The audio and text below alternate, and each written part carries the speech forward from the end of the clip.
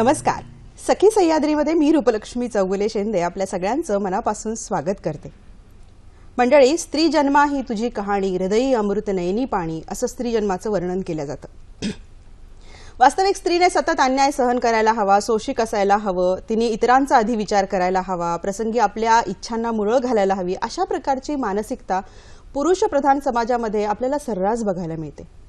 वास्तविक कुटुंबाचा किंवा पर्यायाने समाज रथाचा एक चाक म्हणजे स्त्री असं आपण म्हणतो. मग हे कुटुंबरूपी किंवा समाजरूपी रथ जर व्यवस्थित चालायचा असेल तर ही दोन्ही चाकं व्यवस्थित कार्यरत असणं आवश्यक आहे. आज असं म्हटलं जातं की स्त्रीने माजगराचा उंबरठा ओलांडून तिने अंतराळापर्यंत झेप घेतलेली आहे. पण हा जो तिचा प्रवास आहे हा तितकासा सोपा नव्हता. पदोपदी तिला संघर्ष करावा लागलेला आहे आणि या सगळ्या संघर्षामध्ये तिला समाज सुधारकांच्या बरोबरीने वेळोवेळी सहाय्यभूत ठरलेले आहेत ते कायदे.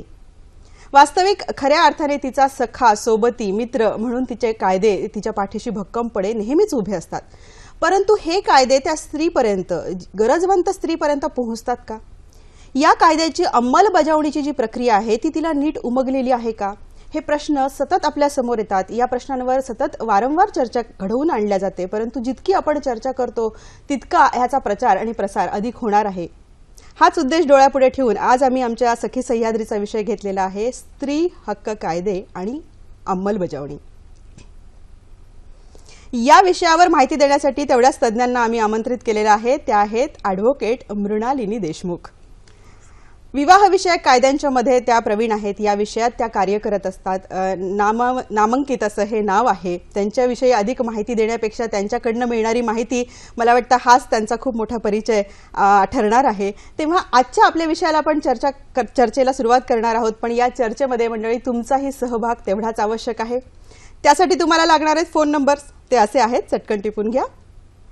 24908050 24988050.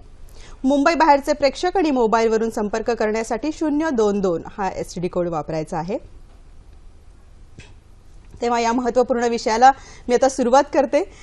नमस्कार मॅडम, सखी सह्याद्रीमध्ये मनापासून आपलं स्वागत करते. जसं मी म्हणाले ना की अनेक कायदे स्त्रियांच्या संदर्भात झालेले आहेत. म्हणजे स्त्री मुलगी म्हणून, पत्नी म्हणून, आई म्हणून वावरत असताना ज्या समस्या, ज्या अडचणी तिला उद्भवतात त्यांच्यावर मार्ग काढण्यासाठी वेळोवेळी कायदे निर्माण झालेले आहेत. पण तरी देखील स्त्रियांवरचे अन्याय दूर झालेले आपल्याला समाजामध्ये दिसत नाहीत किंवा स्त्रियांवरचे अन्याय, अत्याचार वाढतच चाललेले आहेत. मग प्रश्न इथे असा येतो की हे कायदे मुळात त्या स्त्रीपर्यंत नीट पोहोचत नाहीत का? हा एक मुळात प्रश्न येतो आणि म्हणूनच अशा चर्चेचं आपण आयोजन करतो. मला वाटतं आपल्या ह्या विषयाला सुरुवात करताना आमच्या सखींना मुळात स्त्रियाच्या संदर्भात, तिच्या हक्कांच्या संदर्भात कोणते कायदे आहेत ते कायदे आपण आधी सविस्तर सांगूयात का? जरूर. आणि हे जाणून घेणं जास्त महत्वाचं आहे. स्त्रियांसाठी कायदे जे आहेत ते आपलं जेव्हा घटना स्थापित झाली, म्हणजे कॉन्स्टिट्यूशन ऑफ इंडिया झाली, तर त्याच्यामध्ये समानता हा मिळाला स्त्री आणि पुरुषांना. बरोबर. त्यामुळे आपल्या घटनेमध्ये स्त्री पुरुष हे समानता आहे. परंतु आपल्या बऱ्याच जणांना माहिती नाही की ह्या घटनेमध्ये देखील एक असं स्पेशल आर्टिकल आहे की ज्याच्यामध्ये त्यांनी असं लिहिलेलं आहे की nothing will stop the state from making special laws for women and children. म्हणजे त्याच राज्यघटनेमध्ये असं लिहिलेलं आहे की काहीही स्त्रिया व मुलांसाठी जर स्पेशल लॉज करायचे असेल तर ते special laws against the constitution किंवा अल्ट्रा व्हायरस द कॉन्स्टिट्यूशन होणार नाही.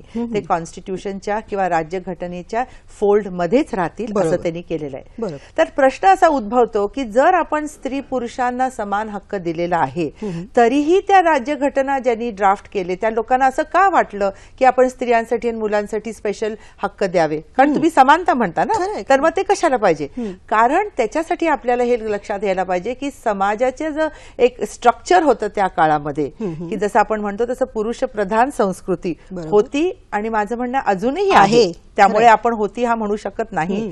ती पुरुष प्रधान संस्कृती तेव्हाही होती, आजही आहे. आणि त्या पुरुष प्रधान संस्कृतीमध्ये जर पुरुषांचा दर्जा हा होता आणि स्त्रीचा हा होता, जर स्त्रीचा दर्जा तोपर्यंत त्यांच्या इक्वल करायचा असेल तर तिला जास्त हक्क दिले पाहिजे, तिला जास्त एम्पॉवर करायला पाहिजे, असं त्या राज्यघटनेच्या जे ड्राफ्टिंग कमिटीमध्ये होते तेव्हा त्यांचं असं म्हणणं होतं. आणि म्हणून त्यांनी तो घटनेमध्ये एक ती तरतूद केलेली आहे. अगदी बरोबर. आणि ही जी तरतूद केलेली आहे आणि त्याच्यानंतर आपल्याला आपण बघतो की स्त्रियांना हक्क मिळाले आणि ते जे हक्क आहे ते राज्यघटनेमध्ये आहेत ते हक्क मिळाले आणि ओव्हर अँड अबव्ह दॅट अजून हक्क मिळाले जे दोन्ही आहेत सिव्हिलमध्ये म्हणजे आपण दिवाणी म्हणतो ते आणि क्रिमिनल ह्याच्यामध्ये म्हणजे the word it self is clear. तर ह्या दोन्हीच्या ह्याच्यामध्ये स्त्रियांना बरेच हक्क दिलेले गेलेले आहेत आणि ते स्त्रियाचे हक्क म्हणजे एक साधारण आपण जे ब्रॉड बेस्ड आपण जर म्हणू तर ते जे हक्क आहेत ते हक्क आहे समानतेचे, ते हक्क आहे मेंटेनन्सची की ज्याला पोषण किंवा म्हणतो तसं भरण पोषण म्हणतो त्याच्यासाठी आहे, कायदे आहे त्याच्यामध्ये इनहेरिटन्स म्हणजे प्रॉपर्टीमध्ये तिला हक्क आहे, तिचा स्वतःची प्रॉपर्टी ठेवण्याचा, तिच्या आईवडिलांच्या प्रॉपर्टीमध्ये हक्क आहे, तिचं लग्न झाल्यावर तिचा नवऱ्याची जी प्रॉपर्टी असते त्याच्यामध्ये मात्र अजूनही हक्क तिचा नाहीये. अजूनही जर एखादी स्त्री घटस्फोट घेण्यासाठी कोर्टामध्ये गेली तर तिला फक्त मेंटेनन्स म्हणजे ज्याला आपण भरण पोषण म्हणतो ते आणि एखाद वेळेस कधी कधी ज्याला आपण रेसिडेन्स किंवा घर किंवा ज्याला आपण छत म्हणतो याचीच तरतूद केलेली आहे. अजूनही स्त्रीला जसं आज आपण बोलतो त्याप्रमाणे अजूनही स्त्रीला नवऱ्याच्या प्रॉपर्टीमध्ये इक्वल हक्क किंवा कोणत्याही प्रकारचा जो हक्क तो नाहीये. परंतु हे बोलताना मला हेच सांगू इच्छिते मी की आता मॅरेज अमेंडमेंट बिल 2012 आहे जे आपण त्याच्याबद्दल सविस्तरपणे नंतर बोलूया, परंतु त्याच्यामध्ये ही तरतूद केलेली आहे की ज्या स्त्रियांनी एक पर्टिक्युलर नंबर ऑफ इयर्स लग्नामध्ये इन्व्हेस्ट केलेले आहेत तर त्यांना हजबंडच्या प्रॉपर्टीमध्ये देखील हे मिळायला पाहिजे, बरोबरीचा हक्क वाटा मिळायला हवा. आणि मुख्यतः जी झालेली आहे हिंदू सक्सेशन ऍक्ट मध्ये की पहिले जेव्हा असं होतं की आपल्याकडे जॉईंट फॅमिली प्रॉपर्टी होती किंवा एन्सेस्ट्रल प्रॉपर्टी होती, वडिलोपार्जित प्रॉपर्टी होती, तर त्याच्यामध्ये फक्त पुरुषांनाच हक्क होता. कारण त्याच्यामध्ये असं म्हटलं होतं की जर एखादा मुलगा एखाद्या घराण्यामध्ये जन्म घेतो तर त्याला त्याच्या वडिलोपार्जित प्रॉपर्टीमध्ये हक्क आहे आणि तो फक्त मुलापुरताच मर्यादित होता आणि मुलगी जर जन्माला आली तर तिला हक्क नव्हता.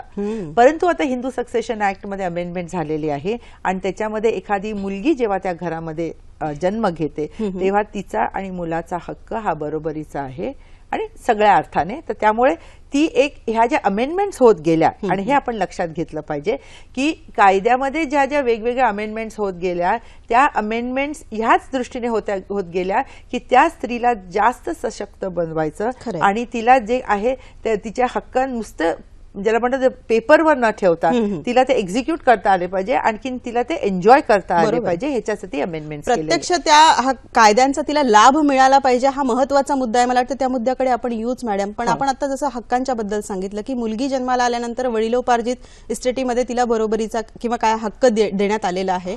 मुळात आता प्रश्न असा निर्माण होतो की त्या मुलीला जन्माला येताना पासून म्हणजे येण्यापूर्वीपासूनच कायद्याचं संरक्षण घ्यावं लागतंय मॅडम. जसं आपण स्त्री भ्रूण हत्याचा भयंकर प्रकार हल्ली समाजामध्ये वाढलेला आहे. काय सांगता येऊ शकतं मुळात इथूनच कायद्याचा सहारा घेत तिला जन्म घ्यावा लागतो? आपण ह्याविषयी काय आता शेवटी कायदा तरी कितपत करणार, शेवटी कुठेतरी मला असं वाटतं समाजाचा बघण्याचा दृष्टिकोन हा बदलला पाहिजे. आणि जर तुम्ही स्त्रीला एखादी लायबिलिटी किंवा एखादी मुलगी जन्माला आली म्हणजे लायबिलिटी किंवा रिस्पॉन्सिबिलिटी किंवा एक आपण म्हणतो तसं एक जड झालेलं एक अतिशय जड झाले की आता मला माझ्या घरामध्ये मुलगी आली, हा जोपर्यंत दृष्टिकोन आपण बदलत नाही तोपर्यंत कायद्यांचं काही अंमलबजावणी होणं किती होऊ शकेल. कारण शेवटी तुमचा ऍटिट्यूड काय हा महत्वाचा आहे ना. प्रत्येक गोष्ट एखाद्या पोलिसाचा दंडा किंवा एखाद्या कायद्याची कोर्टाची ऑर्डरनी होणं हे शक्य नाहीये. तर समाजामध्ये जर बदल घडवायचा असेल तर तो दृष्टिकोन बदलायला पाहिजे. मी प्रत्येक वेळेस माझ्या इंटरव्ह्यूमध्ये वगैरे असं सांगते की तुम्ही जेव्हा म्हणतात की विमेन्स एम्पॉवरमेंट किंवा आपण जेव्हा म्हणतो की स्त्री सक्षमीकरण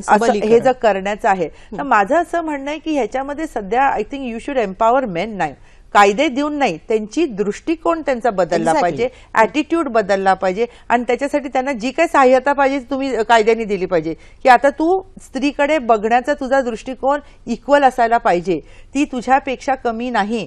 आणि हा जो एक सामाजिक आपली सगळ्यांची जबाबदारी आहे. आणि मी तुम्हाला खरं सांगू हे घरात होतं आणि ती स्त्रीच करू शकते. एक्झॅक्टली. म्हणजे त्या मुद्द्याकडे म्हणजे- येणार आहे आणि तुम्हाला तर आणणार आहे मी- मॅडम की स्त्रियांच्या कायद्याला सक्षम करण्यासाठी. नाही, आणि मला जर एक मुलगा आणि मला जर मुलगी असेल तर मी माझ्या घरामध्ये त्या मुलाला आणि मुलीला कसं वागवते त्याच्यावरून माझ्या मुलाचा जो दृष्टिकोन आहे तो बदलणार आहे. खरंय. जर म्हणजे ही त्याच्या मानसिकता लक्षात आलं- बदलायची असेल तर स्त्रीला बदलणं मुळापासून अत्यंत आवश्यक आहे. स्त्रीला बदलणं नाही, स्त्रीचा दृष्टिकोन दृष्टिकोन बदलणं बदलणं. आहे की Exactly. जसा मुलगा तशीच माझी मुलगी, जसे त्याचे हक्क, त्यांनी चूक केली तर त्याला ओरडायचं, तिने बरोबर केलं तर तिची पाठ थोपटायची किंवा वायसी वर्सा जसं असेल तर म्हणून आपण घरातच जी आई असते आणि तिच्यावर ती मोठी मोठी माझ्या दृष्टीने एक फार गरजेची अशी जबाबदारी दिलेली आहे की कारण ती शेवटी एक जनरेशन घडवणार आहे. बरोबर आहे. मला वाटतं संस्कार हा इथून जो मुद्दा निर्माण होतो याच्यात मानसिकतेचा बराचसा भाग आहे. त्याच्यावर आपण चर्चा करूयात. एक फोन आलेला आहे आपल्याला. सुरेखा पेडणेकर दादरवरनं बोलू इच्छित आहेत. बघूयात त्या काय म्हणतायत.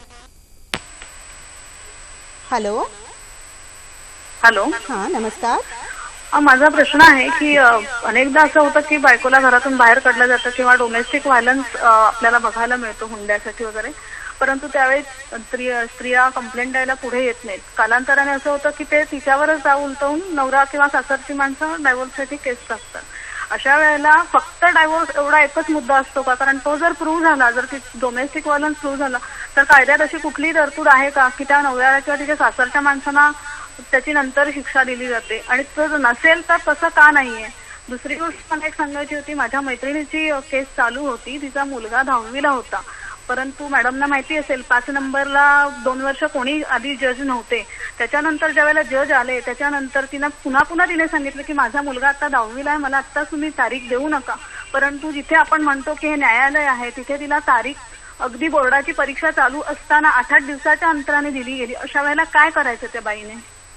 अगदी बरोबर आहे. धन्यवाद सुरेखाताई. या प्रश्नांना मॅडम आमच्या नक्की उत्तर देतील. बरं, ह्या प्रश्नाला 2 पैलू आहेत. एक म्हणजे जर डोमेस्टिक व्हायलन्स असेल किंवा ज्याला आपण म्हणतो हिंसा असेल, घरगुती हिंसा ज्याला आपण मराठीमध्ये म्हणतो, तर अशा परिस्थितीमध्ये आणि जर नवऱ्यानी त्या बाईला घराच्या बाहेर काढण्याची धमकी दिली किंवा ऍक्च्युअली काढून टाकलं तर तिचे काय हक्क आहेत आणि ती काय करू शकते, हा फार महत्वाचा आणखी ज्याला आपण म्हणतो ज्वलंत असा प्रश्न आहे. ह्याच्यावर उत्तर एकच आहे की आता म्हणजे सगळीकडे पोलीस ठाण्यांमध्ये स्त्रीच्या संरक्षणासाठी आदेश दिलेले आहेत की कोणतीही स्त्री जर ही गोष्ट घेऊन जर त्यांच्याकडे गेली की मला घरातून काढून टाकण्यात येत आहे किंवा मला हकलून देतात आहे तर पोलिसांनी ताबडतोब त्यांच्या मदतीला जावं. तर आजकाल मुंबईमध्ये जर तुम्ही बघाल आणि मला वाटतं बाकीच्या याच्यामध्ये पण आहे, त्या मोबाईल व्हॅन्स आहेत. म्हणजे तुम्हाला ऍक्च्युली एखाद्या स्त्रीला पोलीस स्टेशनला जावं लागत नाही. ती किंवा 103 किंवा 100ला जर तिने फोन केला आणि सांगितलं की माझ्यावर हिंसाचार होत आहे, माझ्यावर डोमेस्टिक व्हायलन्स होत आहे आणि मला घरून बाहेर हकलण्याची दोघही जण प्रयत्न करतायत, समजा घरचे लोक असतील आणि नवरा, तर अशा वेळेस पोलीस 10 मिनिटांमध्ये तुमच्या दारापाशी येतं, विचारतात काय आहे, घरगुती मामला आहे आणि प्रत्येक पोलीस ऑफिसरला अशा इन्स्ट्रक्शन्स दिलेल्या आहेत की तुम्ही पहिले तो सेटल करा. म्हणजे त्याला तुम्ही जास्त हे करू नका, बाईला प्रोटेक्शन द्या, परंतु त्याला do not let it go expand beyond its means. आणि असं झाल्यानंतर आणि जर त्याच्यामध्ये काही झालं, समजवता झाला तर ठीकच आहे. मग कधी कधी नवऱ्याला दमदाटी देऊन सांगावं लागतं की ती तुझी लग्नाची बायको आहे, तिला तू असं वागणं हे नाही. आणि इनफॅक्ट लग्नाची बायको म्हटल्यावर आजकाल डोमेस्टिक व्हायलन्स ऍक्टमध्ये जो अमेंडमेंट केले म्हणजे जे एनॅक्टमेंट आहे त्याच्यामध्ये लिव्ह इन रिलेशनशिप मधल्या स्त्रीला देखील प्रोटेक्शन आहे. त्यामुळे की आता तेवढं प्रोटेक्शन स्त्रियांना दिलं गेलं आहे आणि डेफिनेटली व्हायलन्स पासून तर खूपच संरक्षण दिलेलं आहे. बरोबर. त्यांचा दुसरा प्रश्न असा होता की जर आम्ही डोमेस्टिक व्हायलन्सची केस केली तर नवरा डिव्होर्स मागू शकेल का आणि जर त्याला तो डिव्होर्स मिळेल का. आता ह्या प्रश्नाला 2 उत्तर आहेत. नवरा असं देखील म्हणू शकतो की स्त्रीने माझ्यावर खोटे आरोप केलेले आहे, माझ्यावर फॉल्स अलिगेशन्स केलेले आहेत, माझ्यावर हे केलेले आहे आणि त्यामुळे मला या स्त्री बरोबर राहायचं नाही. जी स्त्री पोलीस स्टेशनमध्ये जाते मी तिच्याबरोबर संसार कसा करू असा प्रश्न आम्ही कोर्टामध्ये बघतो. असा प्रश्न ते कोर्टाला विचारतात की तुम्ही how do you expect us to live with such a woman. तर त्याच्यावर प्रत्येक डिव्होर्स पिटिशन जर त्यांनी फाईल केला त्याला कोर्ट डिव्होर्स देतोच असं नाही. आणि जर त्यांनी तो फाईल करू शकतो, कारण त्याच्यामुळे कायदा त्याला तो कायदा दिलेला आहे, त्यालाही तो हक्क दिलेला आहे की त्याला जर एखाद्या स्त्री बरोबर राहायचं नसेल, परंतु तिने कंप्लेंट केली म्हणून जर तो डिव्होर्स घेत असेल तर मग कोर्ट त्या कंप्लेंटच्या अगदी बॉटम ऑफ द त्या कंप्लेंट पर्यंत जाऊन बघतात की ते कंप्लेंट खरी आहे खोटी आहे, नंबर 1. नंबर 2, ह्याच्यामध्ये समझोता होऊ शकतो का, आणि खरोखरच वेळ डिव्होर्स पर्यंत आहे का, की काहीतरी समझोता करून त्यांच्यामध्ये ते एकत्र राहू शकतात किंवा काही दिवस वेगळे राहून परत एकत्र राहू शकतात. तर ह्या सगळ्याचा विचार केला जातो. तर त्यामुळे तुमचं जे म्हणणं आहे की नवऱ्याला डिव्होर्स दिला जातो, हे मला वाटतं तुमचं म्हणणं योग्य नाही आहे. तो नवरा डिव्होर्स फाईल करू शकतो, परंतु त्याला ग्राउंड्स आहेत की नाही हे कोर्ट इंडिपेंडेंटली डिसाईड करतं आणि not because he just files it. बरोबर आहे. त्यांनी केसेसच्या आणि हा एक संदर्भात दुसरा त्याला एक पैलू असा होता की त्यांनी त्यांच्या मैत्रिणीबद्दल जी सांगितलेलं आहे, तर एखादी गोष्ट किंवा एखादं असं एक्झाम्पल झालं असेल, परंतु मी ज्या कोर्टामध्ये काम करते ह्याच्याबद्दल मी सांगू शकते की आमचे सगळे जे कोर्टामध्ये जे जजेस आहेत, अशी जर काही जेन्युइन डिफिकल्टी असेल आणि जर कोर्टाला कन्व्हिन्स झाले की ही जेन्युइन डिफिकल्टी आहे, की मुलांची परीक्षा आहे किंवा घरात आजारी कोणतरी आहे किंवा हॉस्पिटलाइज्ड कोणी आहे, तर अशा गोष्टी लक्षात घेऊन ते जरूर त्यांना तशी वेळ देतात, तसं एक्सटेन्शन देतात. आणि जर एखाद्या केसमध्ये असं झालं असेल तर प्रिन्सिपल जज फॅमिली कोर्ट आहे, तिकडे तुम्ही तक्रार न करता एक रिक्वेस्ट करू शकता की ही आमची डिफिकल्टीज आहेत, तरीही कोर्ट आम्हाला एक्सटेन्शन देत नाही. किंवा एक गोष्ट तुम्ही लक्षात ठेवा, कोर्टावर देखील बंधन असतं. इतक्या त्यांच्या केसेस असतात, जुन्या केसेस असतात, त्यांना हायकोर्टाकडून असं येतं की तुम्ही ह्या वर्षीची केसेस हे करा. जर त्यांच्या लक्षात आलं की कोणीतरी अननेसेसरीली डिले करत आहे, त्याला जेन्युइन रिझन काही नाहीये, तर मग तो स्ट्रिक्ट असा स्टँड ते घेऊ शकतात. परंतु मोस्ट ऑफ द टाइम्स कोर्टाकडे एक फार सिम्पथेटिक अप्रोच असतो की जर तुमच्याकडे काही जेन्युइन डिफिकल्टीज असेल की नाही, आणि जर नसला एखाद्या कोर्टाचा तर तुम्ही त्या कोर्टाच्या प्रिन्सिपल जजकडे जाऊन तशी रिक्वेस्ट करू शकता की हे तुमचं आहे, तर काइंडली तुम्ही कन्सर्न कोर्टला रिक्वेस्ट करा. अगदी बरोबर आहे मॅडम. ह्याच्याविषयी अधिक माहिती घेऊयात. आपल्याला एक फोन आलेला आहे. अंजुषा मुगदल बोलतायत ठाण्यावरून. हॅलो, नमस्कार. हॅलो. हा, मी अंजुषा मुद्गल बोलते. नमस्कार मॅडम. बोला. हा, माझा असा प्रश्न आहे की डिवोर्स झाल्यानंतर जर पहिल्या म्हणजे मुलगी असेल, सलग प्रश्न विचारा अंजुषाताई. मुलगी असेल तर त्यानंतर जर म्हणजे नंतर पहिल्या पत्नीला जर भेटायचं असेल त्या मुलीला, तर वयाची अट म्हणजे कायद्यानुसार ठरवलेली असते की आपण तिला भेटवू शकतो. आणि दुसरा प्रश्न असा आहे की दुसऱ्या बायकोला म्हणजे त्याच्या इस्टेटीमध्ये वगैरे कायद्यानुसार काय हक्क आहेत का? बरं, म्हणजे पहिल्या आईला म्हणजे डिवोर्स नंतर जर मुलगी, मला वाटतं आपण असं त्याला गृहीत धरूयात की मुलगी जर वडिलांकडे असेल तर आईला ती मुलगी भेटू शकते का? अर्थातच आई किंवा वडील, हे बघा एक गोष्ट लक्षात घ्या, आई किंवा वडील कस्टडी, समजा कस्टडीच्या बॅटल्स असतात किंवा तर त्याच्यामध्ये एखाद्या आईला किंवा वडिलांना दिलं जातं. परंतु जेव्हा तिला दिलं जातं मुलीला किंवा मुलाला, तर तिचा दुसरा जो पेरेंट असतो, आई असेल किंवा वडील असेल, तर त्यांना कायद्याने बरेच हक्क दिलेला आहे की ते त्या मुलीच्या किंवा मुलाच्या भेटू शकतात, कॉन्ट्रीब्युशन करू शकतात, त्यांच्याशी विचार विनिमय करून त्यांच्या फ्युचरबद्दल म्हणजे एज्युकेशन असो किंवा हेल्थ असो किंवा बाकीचे जे मेजर पॉईंट्स याच्यामध्ये ते त्यांच्याशी विचार विमर्श करून ते त्यांचा ॲडवाईस देखील घेण्याची कोर्ट त्यांना ॲडव्हान्टेज देतं. बरोबर. आणि तुमचा दुसरा प्रश्न असा आहे की दुसऱ्या बायकोला, आता दुसरी बायको म्हणजे पहिला डिवोर्स झालेला आहे आणि दुसरं सेकंड मॅरेज, तर बायको म्हणली की जे काही हक्क आहेत ते त्या बाईला स्त्रीला मिळतात. पहिलं दुसरं असं काही नाही. परंतु जेव्हा दुसऱ्या बायकोचे जे हक्क असतात तेव्हा कोर्ट हे देखील लक्षात घेतं की नवऱ्याला पहिल्या बायकोपासून समजा जर डिव्होर्स झाला असेल किंवा मुलं असतील किंवा बाकीचे काही रिस्पॉन्सिबिलिटीज किंवा लायबिलिटीज आहेत, तर ते सगळे करून त्याला किती उरतं त्याच्यामध्ये तिचा हक्क आहे. समजा एखादा नवरा 100 रुपये कमवत असेल आणि कोर्टाच्या पोटगीप्रमाणे त्याला 10 रुपये बायकोला द्यायचे आहेत, 10 रुपये मुलाला द्यायचे आहेत, वयस्कर आईवडील आहेत त्यांना मेंटेन करायचे आहेत, त्यांना हे करून सगळं करून समजा त्याच्या हातात फक्त 50 रुपये उरले, तर मग कोर्ट असं करतं की त्या 50 रुपयामधून तुम्ही त्या दुसरी बायको जी असते तिला तिचा हक्क आहे. परंतु याचा असा अर्थ नाही की याचा अर्थ असा नाही की दुसरी जी बायको आहे तिला पूर्ण तिच्या नवऱ्याच्या ज्या इन्कमवर आणि समजा तिच्याकडे जर काही नसेल तर पूर्ण अधिकार आहे. तर ते नवऱ्याचे जे रिस्पॉन्सिबिलिटीज आहेत, ऑब्लिगेशन्स आहेत, ते सगळं करून नंतर जे हातामध्ये राहतं, म्हणजे विनाकारण नाही पण जे कायद्याने दिलेले जे रिस्पॉन्सिबिलिटीज आहे ते करून जे त्याच्या हातामध्ये इन्कम येतं त्या इन्कम मधून तिला तिचं जे काही मेंटेनन्स असेल किंवा तिचा जो काही हक्क असेल ते तिला मिळू शकतो. मॅम, ह्याच्यात आणखी एक मुद्दा महत्वाचा येतो का की ती जर स्त्री कमवती असेल तर मग आणखी त्याच्यामध्ये काही फरक पडतो? एक्झॅक्टली. आता जेव्हा आपण मेंटेनन्स म्हणतो किंवा जेव्हा एखाद्या स्त्रीला पोषण म्हणतो, जर एखादी स्त्री कमवती आहे तर मग तिला मिळणारी जी पोटगी आहे याच्यावर काही फरक पडतो का, परिणाम होतो का, त्याविषयी काय माहिती देता येऊ शकते? अर्थातच पोटगी किंवा ज्याला मेंटेनन्स म्हणतो हा जो मुद्दा आहे तो ज्या स्त्रियांना who are unable to maintain themselves, म्हणजे जे स्वतःची जे आपण म्हणतो ना म्हणजे बेसिक गरजा ज्या आहेत ते जे भागवू शकत नाही त्याच्यासाठी मेंटेनन्स असतो.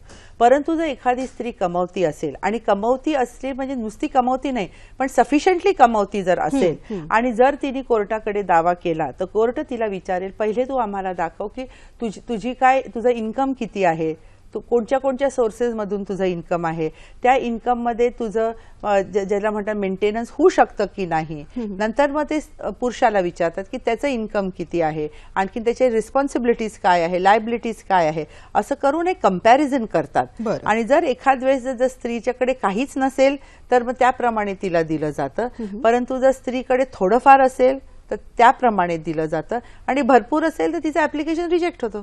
अच्छा, म्हणजे तिच्याकडे तिची कमाई काय आहे हा खूप मोठा इफेक्ट करणारा मुद्दा आहे. त्यामुळे तोही विचारात घेणं आवश्यक आहे. मॅडम, जेव्हा आपण कौटुंबिक हिंसाचारावर बोलत आहोत ना त्यावेळेस सगळ्यात महत्वाचा प्रश्न त्या स्त्री समोर उद्भवणारा हा आहे की मानसिकरित्या खच्चीकरण करणं किंवा जे काही कौटुंबिक हिंसाचार म्हणजे शारीरिक नसतील काही मानसिक अत्याचारही होत असतील ते तिने सिद्ध करताना काय काळजी घेतली पाहिजे. कारण सिद्ध करणं किंवा पुरावा देणं ह्या बाबतीमध्ये स्त्रिया थोड्याशा कुचरतात असं लक्षात येतं की त्यांना समजत नाही की एक कुटुंब आहे, शेवटी ती एक फॅमिली म्हणून त्याच्याकडे बघत असते, कुठल्याही घटनेला प्रसंगाला तोंड देत असते. अशा वेळी तो पुरावा किंवा एक एव्हिडन्स म्हणून तिने कशा पद्धतीने सादर करायला हवा किंवा बघायला हवं. हे बघा, महत्वाची गोष्ट अशी आहे की कोर्टाचा असं बघण्याचा दृष्टिकोन असतो की ज्या वेळेस एखादी स्त्री तिचं घर सोडून किंवा घरच्या लोकांच्या विरुद्ध जेव्हा कंप्लेंट करते याच्या अगोदर तिने बऱ्याचशा गोष्टी सहन केलेल्या असतात, तर त्यामुळे कोर्टाचा हा दृष्टिकोन नक्कीच असतो. परंतु जेव्हा हा दृष्टिकोन असतो तेव्हा आपण हे देखील लक्षात घ्यायला पाहिजे की जितक्या समजा 10 केसेस पैकी समजा 6 किंवा 7 केसेस खऱ्या असतील, 3 केसेस खोट्या देखील असतात.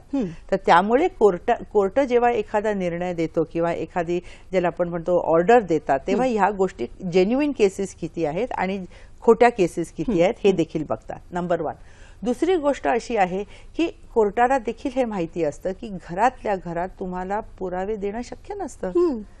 आणि घरात असतं कोण, समजा मी आहे, माझा नवरा आहे, सासू आहे, नणंद आहे. हल्ली तर जॉईंट फॅमिली पण नाहीये मॅडम, म्हणजे आजकाल हा जो प्रकार आहे विटनेसेस वगैरे काहीच नाहीये. परंतु त्यामुळे काय होतं कोर्टामध्ये your word against my word असंच होतं ना, म्हणजे नवरा म्हणतो ते आणि स्त्री म्हणते ते. तर ह्या ज्या लिमिटेशन्स आहे त्या कायद्यामध्ये आहेतच आहे आणि त्या लिमिटेशन्स कायद्यामुळे असल्यामुळे कधी कधी खरी जी केस आहे ती प्रूफ केली जात नाही. एक्झॅक्टली. कारण शिवीगाळ जर दिलं किंवा समजा मारलं असेल तर जखम असते ती आपण दाखवू शकतो की बाबा इकडे जखम झाली आहे, ट्रीटमेंट घेतली. परंतु शिवीगाळ असेल किंवा असं ह्युमिलेटिंग दृष्ट्या बोलणं असेल किंवा तिच्यावर सारखे तिच्यावर जसं म्हणतात तसं डाऊट्स घेतले असतील किंवा तिला म्हणायचं की तुझं कॅरेक्टर वाईट आहे आणि सारखं मुद्द्यावर येणार होते की कॅरेक्टरवर पहिला घावा केला जातो. कारण शेवटी तेच ते बोलू शकतात ना. शेवटी पुरुष काय करू शकतो की शेवटी स्त्रीच्या अगेन्स्ट एक तर ती वेडी आहे किंवा तिचं कॅरेक्टर वाईट आहे. तर त्यामुळे सारखं टोचून जे बोलणं असतं तर ह्याला पुरावा मिळत नाही. परंतु पुरावा नसला तरी कोर्टाला देखील जर कन्व्हिन्स झालं की ही जी केस त्यांच्या समोर आहे किंवा ही जी ऍप्लिकंट त्यांच्या समोर आहे की ती खरोखरीच या सगळ्या त्रासाला हे करून जात असेल तर तो निर्णय कोर्ट इंडिपेंडेंटली घेतो. जरी तुमच्याकडे ऍज अ लॉयर किंवा तुम्ही स्वतः व्यक्तिगत असाल पुरावा नसला तरीही म्हणजे तेवढी कोर्टाची सेन्सिटिव्हिटी आहे हे मी तुम्हाला नक्की सांगू शकते. आणि ते काय तुम्हाला असं विचारणार नाही की मला पुरावा दाखव, मला डॉक्युमेंटरी एव्हिडन्स दाखव, दाखव हे दाखव इतकं त्या याच्या थराला जात नाही आणि तेवढी जी आहे ती काळजी तेवढ्या घेतात. सहानुभूतीने कोर्ट विचार करतो आणि असं तेवढी म्हणायला काळजी हरकत घेतात नाही. की प्रत्येकाच्या घरामध्ये पुरावे नसतात का, कोणी कॅमेराज ठेवत नसतं किंवा कोणी काही. बरोबर, exactly. त्यामुळे आम्ही काय करतो कधी कधी सजेस्ट करते मी की एखादी स्त्री किंवा पुरुष म्हणत असेल की त्यांना त्रास होतो तर त्यांची सांपत्तिक स्थिती बघता आणि जर जमत असेल तर आम्ही त्यांना म्हणतो की तुम्ही कोर्टाची परमिशन घेऊन तुम्ही सीसीटीव्ही कॅमेराज लावून घ्या. बरं. म्हणजे शेवटी सांगणार कसं कोर्टाला Exactly, खरं. आणि शेवट तुम्ही म्हणता ते खरं की मी म्हणते ते खरं, तर शेवटी द कॅमेरा विल स्पीक. बरं मॅडम याविषयी माहिती घेणारच आहोत. रत्ना आपल्याशी ठाण्यावरनं बोलू इच्छित आहेत. बघूयात त्या काय म्हणतात. हॅलो हॅलो रत्ना बोरसे बोलतायत, बोला. माझ्या वडिलांची 30 एकर शेती आहे. हॅलो. हा बोला, प्रश्न विचारा. माझ्या वडिलांची 30 एकर शेती आहे. त्यात माझ्या भावांनी 30 एकर शेती आहे तर माझ्या भावांनी सुनेच्या मुलांच्या नावाने खातेफोड करून ठेवली आहे. रत्नाताई सलग प्रश्न विचारा. टीव्ही सेटचा आवाज कमी करा आणि सलग प्रश्न आधी त्यात आमच्याकडे. आम्हाला काहीच मिळालेलं नाहीये. बरं ठीक आहे, आपला प्रश्न कळालेला आहे. वडिलांच्या प्रॉपर्टीमधनं भावांनी त्यांना काही मिळू दिलेलं नाहीये, कदाचित हा त्यांचा प्रश्न आहे. आपण त्यांना काय मार्गदर्शन करू? बघा, दोन गोष्टी आहे. वडिलांची जी प्रॉपर्टी आहे ती सेल्फ अक्वायर्ड आहे, म्हणजे स्वतः त्यांनी कमावलेली प्रॉपर्टी आहे की वडिलोपार्जित आहे की जी त्यांना त्यांच्या वडिलांकडून किंवा आजोबांकडून किंवा असं जे मिळालेलं आहे. तर ह्याच्यामध्ये कायदा असा आहे की जर सेल्फ अक्वायर्ड प्रॉपर्टी किंवा स्वतःच्या ह्याच्यावर तुम्ही कमवलेली जी प्रॉपर्टी असेल त्या प्रॉपर्टीचं जे डिव्हिजन असतं ते जर त्यांनी विल सोडलं नाही तर इक्वली वडिलांच्या बायकोला म्हणजे त्यांच्या आईला, मुलीला, मुलाला या सगळ्यांना मिळू शकतं. परंतु जर विल नसेल तर मॅडम हे विल नसेल तरच मी सांगते. ओके, हा. जर विल नसेल तर हिंदू सक्सेशन ऍक्ट मध्ये ज्याला म्हणतात तसं आहे की क्लास 1 एअर्स, आणि त्या क्लास 1 एअर्स मध्ये मदर म्हणजे त्या वडिलांची आई असेल जिवंत तर म्हणजे आजी यांची, आणि आई म्हणजे यांची आई किंवा वडिलांची बायको, मुलगा मुलगी हे सगळे क्लास 1 एअर्स मध्ये आहे.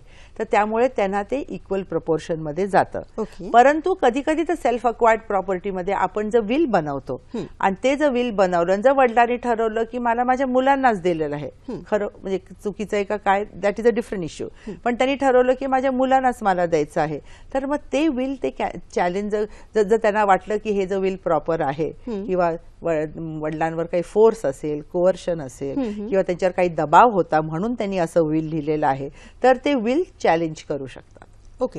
परंतु ते हक्क आहे का असं म्हणणं वडिलांच्या सेल्फ अक्वायर्ड प्रॉपर्टीमध्ये मेंटेनन्स किंवा तिथे समजा रिझनेबल लग्नाचे एक्सपेन्सेस या सगळ्या गोष्टींकडे तरतुदी आहेत. परंतु राईट्स ओव्हर द प्रॉपर्टी हा स्वतःचा वैयक्तिक विषय आहे आणि मी माझी प्रॉपर्टी काय करायची, मुलाला द्यायची, मुलीला द्यायची का चॅरिटीला द्यायची, हा विषय वैयक्तिक त्यांचा इच्छेचा भाग येऊ शकतो तो.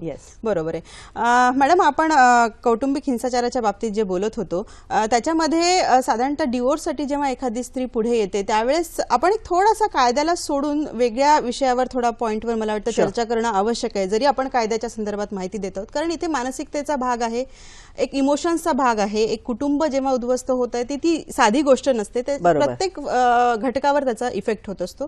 पण आपल्याकडे सर्रास हे चित्र दिसतं की समाजामधून त्या स्त्रीला दोषी धरलं जातं, कुटुंबामधनं देखील स्त्रीला आटोकाट यापासून रोखण्याचा प्रयत्न केला जातो. मुळात कायद्याचा जो इथे सगळे कायद्याचा जो आधार तिच्यासाठी आहे तो कुटुंब उद्ध्वस्त करण्यासाठी नसून तिच्या आधारासाठी आहे, कुटुंब वाचवण्यासाठी आहे. ही मानसिकता मुळात समाजामध्ये रुजणं महत्वाचं आहे असं वाटतं. अगदी बरोबर आहे.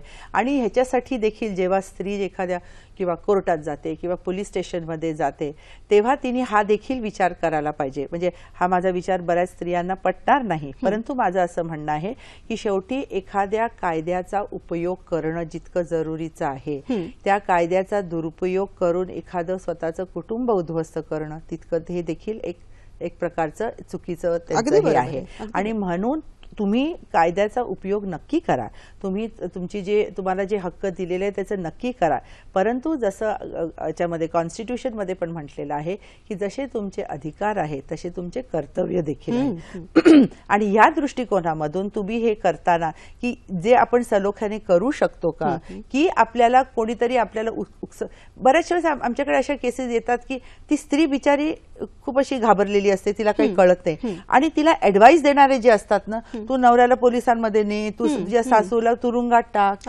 असे जे कधी कधी जे चुकीचे ऍडवाइस देतात त्या बिचारी स्त्रीला खरं तिची मानसिकता तशी नसते, कोणी काही ऍडवाइस आलं की ती करते. तर तेव्हा तो एक आपण म्हणतो बॅलन्स ठेवणं महत्वाचं आहे की मी काही करताना माझ्या कुटुंबाला काही त्रास होतो आहे का, आणि तिने एकटीने हा विचार नाही करायचा, नवऱ्याने देखील करायचा. मी असं म्हणते की फक्त हे स्त्रियांनीच विचार करायला पाहिजे, पुरुष सुद्धा जेव्हा अत्याचार करतो तेव्हा त्यांनी हे लक्षात ठेवलं पाहिजे की आज स्त्रीला कायदे दिलेले आहेत, त्या कायद्याचा ती उपयोग करू शकते, आणि त्याच्यामुळे त्याच्यावर आणि त्याच्या घरच्या लोकांवर जे त्याला साथ देत आहे कडक कारवाई देखील होऊ शकते.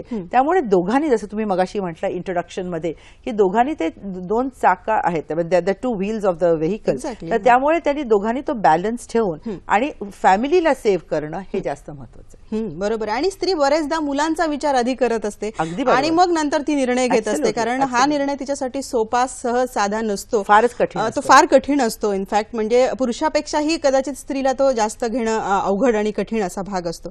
मला वाटतं आपण एक कौटुंबिक हिंसाचार किंवा कुटुंबामध्ये होणाऱ्या अत्याचारांवर बोललेलो आहोत. थोडासा जरा वेगळ्या विषयावर आणखी आपण येऊयात की कामाच्या ठिकाणी आज स्त्रीला घराच्या बाहेर पडावं लागतं. आज ती पुरुषांच्या बरोबरीला खांद्याला खांदा लावून जेव्हा समाजामध्ये कार्य करते तेव्हा वेगवेगळ्या प्रकारचे अनुभव, त्रास, अत्याचार यांना ती बळी पडते. आज हे चित्र, विदारक चित्र आपल्याला समाजामध्ये खूप भयावह दिसतंय. मॅडम, अनेक कायदे याच्या संदर्भामध्ये झाले, काय त्याच्याविषयी आपण माहिती प्रेक्षकांना देऊ शकतो? आता आपण जो ज्याला म्हणतात डोमेस्टिक व्हायलन्स किंवा घरेलू हिंसाचार ह्याच्याबद्दल बोललो, तसाच व्हायलन्स वेगळ्या प्रकारचा वर्क प्लेसमध्ये देखील होऊ शकतो, ज्याला सेक्शुअल हॅरेसमेंट म्हणतात. आणि आपल्या सगळ्यांनाच माहिती आहे की ती विशाखाची जी वेल नोन केस आहे, तर त्याच्यामध्ये सुप्रीम कोर्टाने कायदा दिलेला आहे, ज्याच्यामध्ये गाईडलाईन्स दिलेले आहेत, आणि ते आता त्याच्यामुळे ते सगळेजण त्याला विशाखा गाईडलाईन्सच म्हणतात, कारण त्याच्यामध्ये दिलेलं आहे. आणि त्या गाईडलाईन्स मध्ये दिलेलं आहे की स्त्रियांचं प्रोटेक्शन वर्क प्लेस मध्ये देखील कसं व्हायला पाहिजे. आणि ते सेक्शुअल हॅरेसमेंटचे प्रकार अनेक आहेत.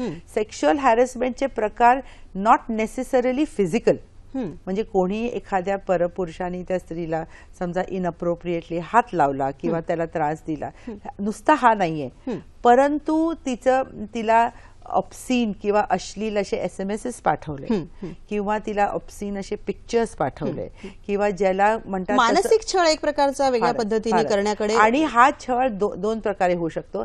एखादा पुरुष जर पॉवर मध्ये असेल, म्हणजे त्याचा बॉस असेल किंवा सिनियर असेल तर तो, किंवा कलिग देखील असू शकतो की ज्याच्यावर, आणि हा जो छळ झाला तर ते सेक्शुअल हॅरेसमेंट. आता तुम्हाला माहिती असेल की प्रत्येक मोठ्या कंपनीजमध्ये, MNCs मध्ये किंवा बाकीच्या public limited companies, even small company, sexual harassment committee करणं हे अगदी मॅन्डेटरी झालेलं आहे, कंपल्सरी केलं. म्हणजे इव्हन एज्युकेशनल इन्स्टिट्यूशन्स मध्ये, हॉस्पिटल्स मध्ये, हे जे पब्लिक इन्स्टिट्यूशन्स आहेत त्याच्यामध्ये in house sexual harassment committee आहे, आणि त्याच्यामध्ये ती स्त्री जाऊन कंप्लेन करू शकते, आणि ते गुपित राहतं. म्हणजे असंही नाही की तिला भीती वाटायला नको की 4 लोकांना कळेल, तिचं इमेज खराब होईल किंवा घरी हे, तर ती जाऊन हे करू शकते. इंटरनल कमिटी त्याचा अभ्यास करून, त्याचे इन्व्हेस्टिगेशन वगैरे करून, जर जी काही योग्य ती केस असेल त्याप्रमाणे ते करू शकतात. बरोबर. म्हणजे या विषयामध्ये खूप तिच्या सुरक्षिततेचा विचार करण्यात आलेला आहे कायद्याने. तो फक्त जाणून घेणं, समजून घेणं हे स्त्रीसाठी आता आवश्यक आहे.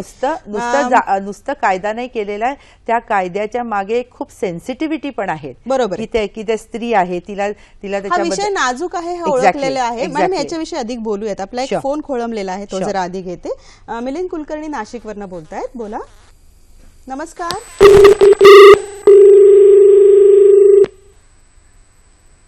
मला वाटतं त्यांचा संपर्क तुटलेला आहे.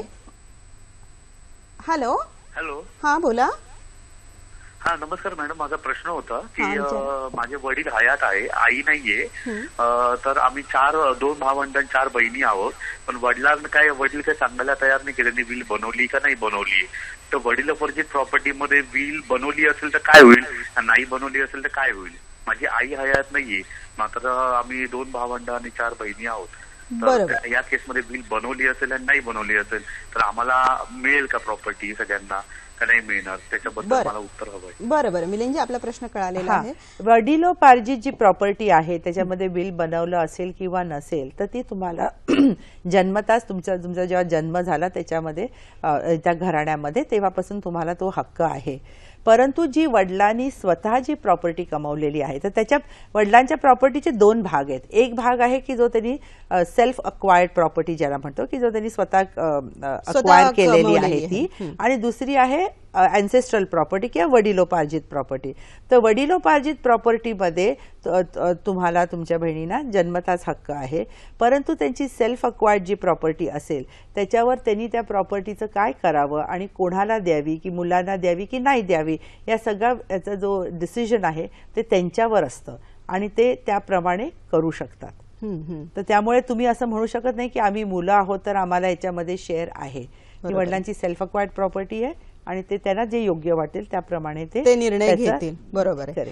हा प्रकार कायद्याच्या बाबतीमध्ये सर्रास आपल्याला प्रत्येक कायद्याच्या बाबतीमध्ये दिसून येतो की मुळात त्याची अंमलबजावणी कशी करायची, कुठे जायचं, कुठे दाद मागायची, कशा पद्धतीने प्रक्रियेला सामोरं जायचं, अशा प्रकारचे अनेक प्रश्न लोकांच्या मनामध्ये असतात. मला वाटतं आपण कौटुंबिक हिंसाचाराच्या बाबतीत बोललेलो आहोत किंवा कामाच्या ठिकाणी होणाऱ्या अत्याचारांच्या बाबतीत बोललेलो आहोत.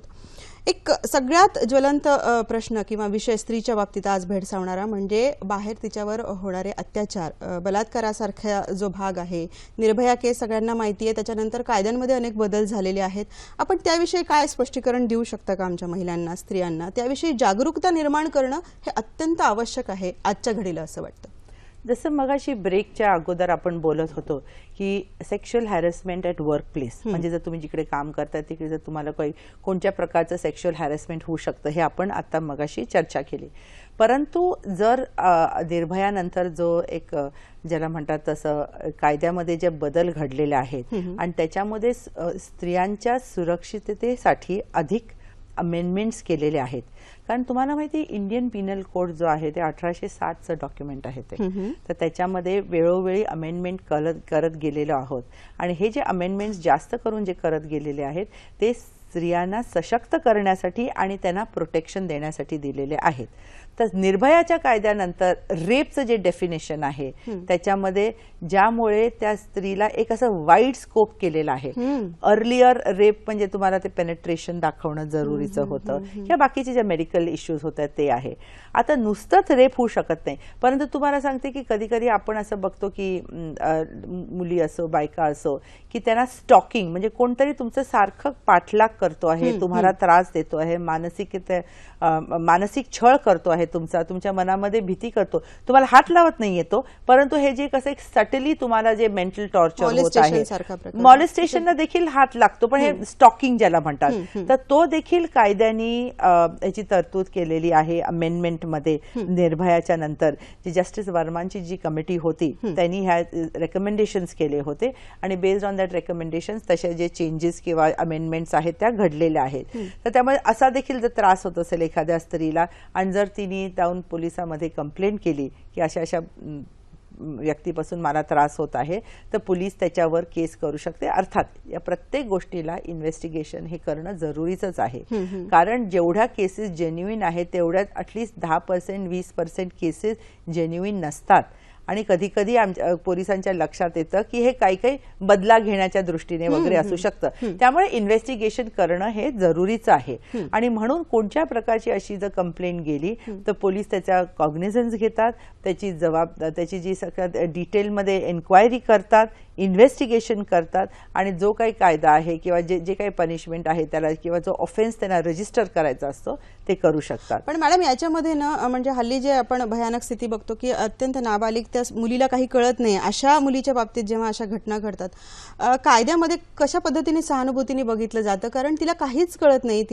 ती संज्ञान नाहीये. अशा वेळी त्या सगळ्या कायद्याच्या यंत्रणेतनं ती जात असताना तिला असतील किंवा तिच्या घरच्या मंडळींना होणारा जो मनस्ताप असेल यासाठी काही वेगळी तरतूद आहे? अर्थातच फारच वेगळी तरतूद केलेली आहे आणि ती अशी की ज्या मुली मायनर असतात किंवा काही काही गोष्टी ठिकाणी आपण असं बघतो की ज्या मेंटली अनसाउंड असतात ह्याच्यामध्ये, तर त्यांना काही कल्पनाच नसते की त्यांच्यावर काय अत्याचार होते, परंतु त्रास होत असतो, पण काय होत असतो आणि कसा होत असतो आणि काय काय करायचं हे त्यांना माहिती नसतं. तर अशा या ज्या स्पेशल केसेस असतात त्याच्यामध्ये जे कायद्यामध्ये तरतूद अशी केलेलीच आहे की कंप्लेंट आहे आणि त्याच्यावर स्ट्रिक्ट ऍक्शन घेतली जाते, परंतु त्याच्यामध्ये त्या मुलीला किंवा तशा त्या स्त्रीला जो मानसिक ट्रॉमा होतो किंवा तर त्याच्यासाठी काउन्सिलिंग देखील आहे. त्यामुळे पोलीस स्टेशनमध्ये प्रत्येक पोलीस स्टेशनमध्ये काउन्सिलिंग सेल असतो. आता एखादी डिवोर्सची घटना घडली किंवा एखाद्या डोमेस्टिक व्हायलन्सची घटना घडली तर पोलीस काय लगेच केस रजिस्टर करत नाही. ते म्हणतात की हा घरगुती मामला आहे आणि हा घरगुती मामला असल्यामुळे त्यांची जी काउन्सिलिंग डिपार्टमेंटकडे आहे ते पाठवतात आणि त्या काउन्सिलिंग डिपार्टमेंटमध्ये बोलून ते दोघांना एक्सप्लेन करतात आणि जर तिचे भांडण असेल ते मिटवता आलं आणि ते जो दोघं एकत्र सलोख्याने राहू शकले तर राहू शकत असतील तर हे पोलिसाचं पहिलं कर्तव्य आहे. आणि जर एक्स्ट्रीम केस असेल तर मग केस रजिस्टर करणं आणि शेवटी कोर्टाने जे काय करणं तसं आहे. तसंच ह्या बाबतीमध्ये अशा स्पेशल केसेसमध्ये देखील काउन्सिलिंग सेल्स आहेत की ज्याच्यामुळे की त्या मुलीला भीती वाटत असते, मानसिक ट्रॉमा झालेला असतो. मग ते काउन्सिलर हळूहळू त्यांच्याकडून माहिती काढून मग खरं काय आहे ते सांगून मग ते इन्व्हेस्टिगेशन प्रॉसिक्युशनला देऊन मग ती केस पुढे केली जाते. आपण आता सगळी सविस्तर चर्चा केलेली आहे, अनेक कायद्यांच्या विषयी बोललेलो आहोत. स्त्रियांवर प्रत्येक प्रसंगाला सामोरं जाण्यासाठी कायदा सक्षमपणे तिच्या पाठीशी उभा आहे. पण प्रत्येक वेळी आपण एक मुद्दा बोलत होतो, चर्चा करत होतो की उपयोग कायद्याचा आणि दुरुपयोग. मॅडम, मला वाटतं हा एक महत्त्वाचा मुद्दा आहे. याच्यावर काय सविस्तर प्रकाश टाकू शकता आपण? कारण बरेचदा ह्याचा दुरुपयोग झाल्यामुळे जी खरी केस आहे ती बळी पडते का, तिच्यावर परिणाम होतो का? अशा वेळी काय एक समाजाचा दृष्टिकोन आपण बदलण्याच्या दृष्टिकोनातून काय मार्गदर्शन करू शकतो? मी तुम्हाला सांगू, हा अतिशय महत्त्वाचा प्रश्न आहे, म्हणजे सामाजिक दृष्ट्या देखील आणि लिगली देखील. आता जेव्हा आपण म्हणतो की इंडियन पिनल कोडमध्ये वेळोवेळी अमेंडमेंट्स करून घेतले आणि त्या अमेंडमेंट्समध्ये स्त्रियांना असं एम्पॉवरमेंटसाठी त्यांच्या याच्यासाठी हक्क दिले गेले, परंतु कोर्टाच्या असं लक्षात आलं की 10 केसेसपैकी समजा 2 किंवा 3 केसेस होत्या त्या खोट्या केसेस होत्या. आणि त्या खोट्या केसेस आता तुम्हाला एक साधारण उदाहरण देते की 498A म्हणजे जो 498 कलम ए हा जो एक अगदी जबरदस्त आहे की जेव्हा जिकडे स्त्री नवऱ्याच्या अगेन्स्ट, सासू सासऱ्यांच्या अगेन्स्ट, नंदेच्या अगेन्स्ट कंप्लेंट करू शकते for physical, mental, emotional harassment. तर अशा केसेसमध्ये पूर्वी असं व्हायचं की स्त्रीनी कंप्लेंट केली की त्यांना अरेस्ट करायचे आणि त्यांना बेल घ्यावं लागायची. कधी कधी 4, 5, 6, 7 दिवस राहावं लागायचं आणि बेल मिळायची नाही वगैरे. आणि या सगळ्या म्हाताऱ्या आई वडिलांना देखील त्रास व्हायचा. काही काही गोष्टींमध्ये कोर्टाच्या लक्षात आलं की ह्या जेन्युइन केसेस नाही आहे, परंतु कोणाच्या अगदी म्हणजे सांगण्यावरून किंवा हे करून ते करण्यात आलं. आता सुप्रीम कोर्टाचा कायदा आहे की अशा ज्या केसेस आहेत तर त्याचं थरो इन्व्हेस्टिगेशन, थरो काउन्सिलिंग आणि कोर्टाकडून त्यांनी आदेश घ्यायचा अरेस्ट करायचं की नाही. बरं. आणि स्वतः पहिले पोलिसांच्या हातात ज्या पॉवर्स होत्या ज्या कधी कधी पोलीस मिसयूज करत होते तर काही कारणांसाठी, तर ती पॉवर्स जी आहे तर ती आता कोर्टामध्ये दिलेली आहे की जर तुम्हाला अरेस्ट करायचं असेल तर एक्स्ट्रीम सर्कमस्टन्सेस असेल तर ठीक आहे, एखादी बर्न इंजुरी घेऊन बाई आलेली आहे की तिला मारहाण केलेली आहे, ह्या गोष्टी एक्सेप्शनल आहेत. परंतु येऊन सांगणं की माझा नवरा मला त्रास देतो, सासू मला छळते, हे केलं ते केलं असं करून, आणि ज्या केसेस 100% खऱ्या नसतात, 10% खऱ्या असतील पण काही वाढवलेल्या असतात. कधी कधी सासू आणि सुनेमध्ये जे भांडण चालतं तर ती सासूला कोर्टाची किंवा पोलिसांची धमकी देते. तर अशा केसेसना आळा टाकण्यासाठी ह्यात त्यांनी केलेलं आहे की दुरुपयोग होऊ नये. आणि जसं तुम्ही मगाशी म्हणाल तसं अगदी इम्पॉर्टंट पॉईंट आहे की ह्याचा दुरुपयोग किंवा अब्यूज झाल्यामुळे ज्या जेन्युइन केसेस आहेत त्या भरडल्या जात आहेत आणि त्या जेन्युइन केसेस येऊ शकत नाही, कारण हा प्रोसेस त्यांना व्हायला पाहिजे. त्यामुळे मगाशी मी जसं म्हणतो तसं की स्त्रीने अगदी जबाबदारीने हे घेतलं पाहिजे की आपण जेव्हा कोर्टाची पायरी चढतो किंवा आपण जेव्हा पोलीस कंप्लेंट करतो ह्याच्यामध्ये किती जेन्युइन आहे आणि ह्याचा फार रिचिंग इफेक्ट काय होतो तो तिने लक्षात घेतला पाहिजे. त्याचा परिणाम हा स्त्रियांनाच भोगावा लागतो, ही वस्तुस्थिती आहे. खरं तर आपल्याला एक प्रश्न आलेला आहे, विजया बोलतायत बोरीवलीवरनं, बघूयात त्या काय म्हणतायत. Hello hello hello. नमस्कार मॅडम. नमस्कार. सपोज जर सासरी पटत नाही म्हणून सेपरेट राहायला आम्ही परवानगी दिली आणि जर तरी देखील एक पार्टनर दुसऱ्याशी चांगलं वागत नाही, सतत त्याचा पाण उतारा करतो आणि नंतर साधारण 6-7 महिन्यानंतर एकदम सेपरेशन मागितलं जातं आणि त्यात ते सुद्धा मुलाला इमॅच्युअर ठरवायचं आणि आता दोघेही आपापल्या पालकांकडे राहत आहेत, पण ज्यांनी सेपरेशन मागितलंय ते सध्या शांत आहेत, तर दुसऱ्या पार्टीने काय करावं अशा वेळेला? आता विजयाताई, पुन्हा एकदा तुमचा प्रश्न नीट विचारा, आम्हाला मध्ये मध्ये आपला आवाज आलेला नाहीये. Hello, hello. हा हॅलो. हॅलो. हा. हा, सपोज सासरी पटत नाही म्हणून सेपरेट राहायला परवानगी दिल्यावर देखील कोणी एक परवानगी partner दिल्यानंतर? जर दुसऱ्याशी कोर्टात? चांगलं वागत नाही, सतत पाण उतारा करत असतो, नंतर साधारण 6-7 महिन्यांच्या नंतर एकदम सेपरेशन मागितलं जातं आणि ते सुद्धा मुलाला इमॅच्युअर ठरवायचं आणि आता दोघेही आपापल्या पालकांकडे राहतायत, पण ज्यांनी सेपरेशन मागितलंय ज्या मुलीने ते सध्या शांत आहेत, तर दुसऱ्या पार्टीने काय करावं? विजयाताई, सेपरेशन कोर्टाकडनं मिळालेलं आहे का? हा मुद्दा जरा क्लिअर कराल का प्लीज?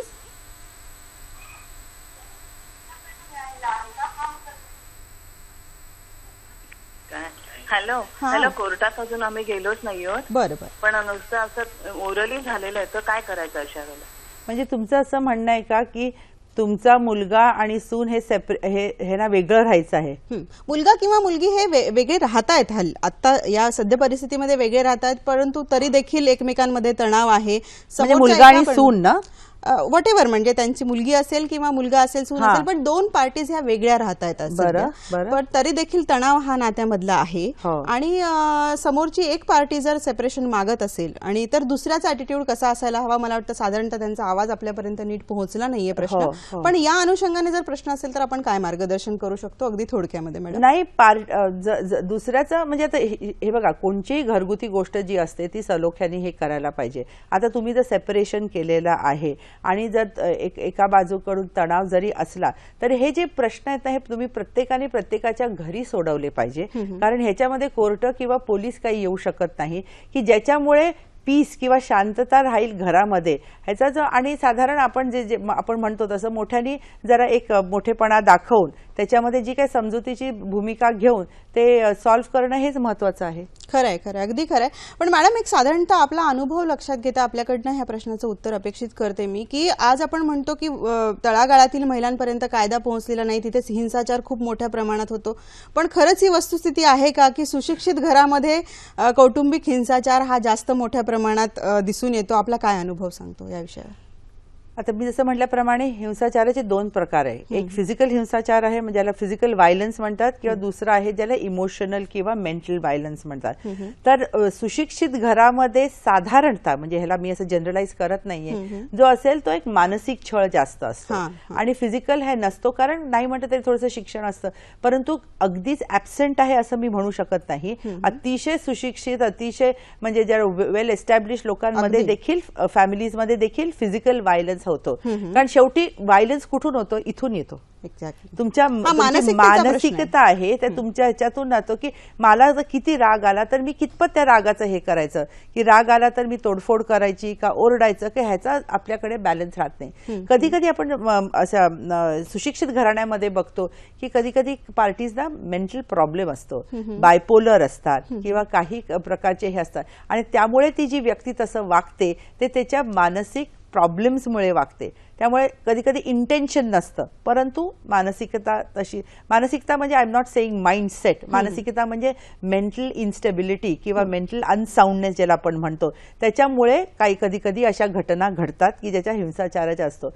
परंतु मारहाणीच्या ज्या गोष्टी आहेत त्या नक्कीच तळागाळाच्या याच्यामध्ये प्रमाण जास्त आहे, आणि तिकडे माझं असं म्हणणं आहे तिकडे कायदा पोचला पाहिजे.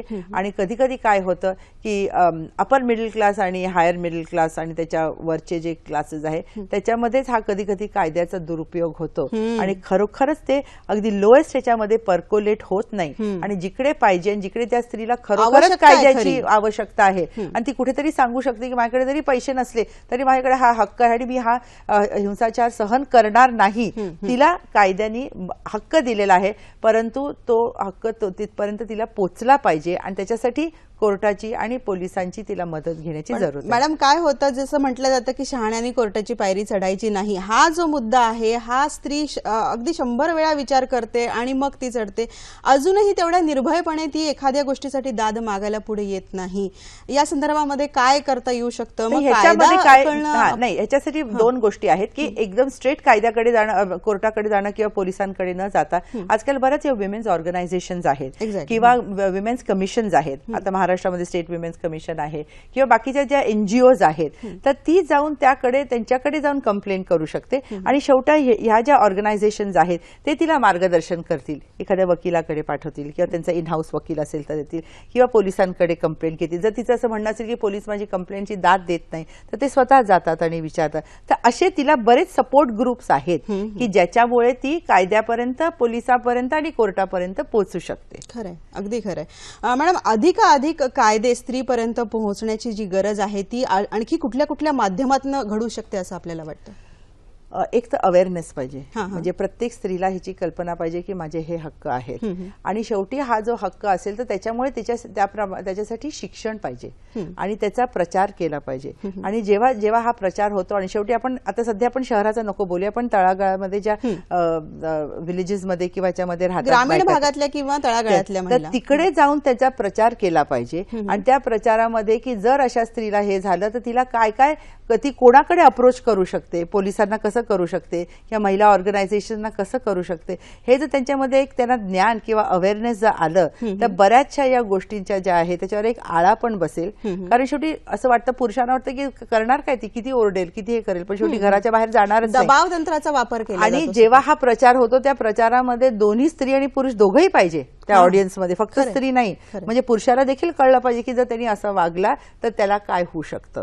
आणि याच्यामुळे अवेअरनेस आला, त्याच्यामध्ये लिगल एज्युकेशन होतं, सोशल एज्युकेशन असतं आणि या दोघांचं एक कॉम्बिनेशन करून झालं तर बराचसा त्याचा उपयोग होऊ शकतो. अगदी बरोबर आहे. मॅडम, जाता जाता आपण आमच्या प्रेक्षकांना काय मार्गदर्शनपर 2 शब्द सांगू इच्छिता का?